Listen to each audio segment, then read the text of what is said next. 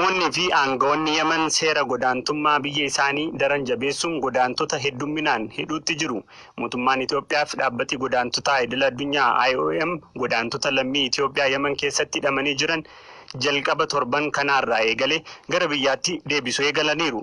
Qondaalli IOM damee Yemen Oliiviyaa Hidaan godaantonni hedduun buufataalee sadiitti hidhamanii akka jiran ibsaniiru. And the people that they're rounding up and detaining were mostly young Ethiopian men. Godaantonni heddumminaan hidhaa jiran dargaggoota lammii Itoophiyaa ta'anidha. Dirree kubbaa miilaa lamaa fi wiirtuu waraanaa tokko keessatti hidhamanii jiru. Buufataaleen kun namni kan keessa turuu qabu miti. Bishaan dhugaatii, tajaajila fayyaa, nyaataa fi tajaajila qulqullinaa hin qabu. Furmaata yeroo gabaabaaf akka ta'uuf waayilota keenya waliin tajaajiloota kana kennuu eegalleerra. Yeroo dheeraaf furmaata akka ta'uuf kan gochuu dandeenyu garuu gara manaatti akka deebi'an isaan gargaarudha. Kun immoo amma eegaleera.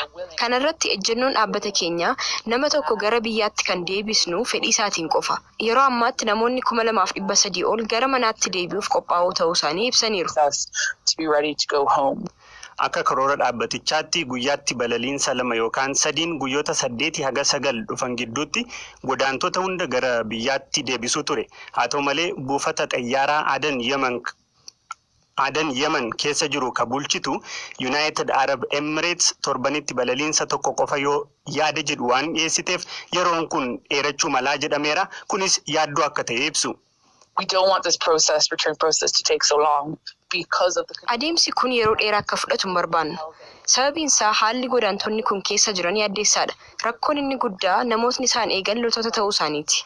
Sadeemii Adan keessatti warri hidhaman daawwachuuf yeroon dhaqetti rasaasni irra deddeebiin yeroo dhukaafamu dhaga'eera. Namootni 2 rasaasaan dhahamanii tokko qaamni isaa hojiin ala yookaan paralaayis ta'uu isaa gabaasni nu ga'eera. Godaantonni kun karaa adda addaa mirgi namummaan isaanii sarbamaa jira. Kana irratti immoo sababa dhibee haqqee fi garaa kaasaatiin lammiileen 14 lubbuu isaanii dhabaniiru.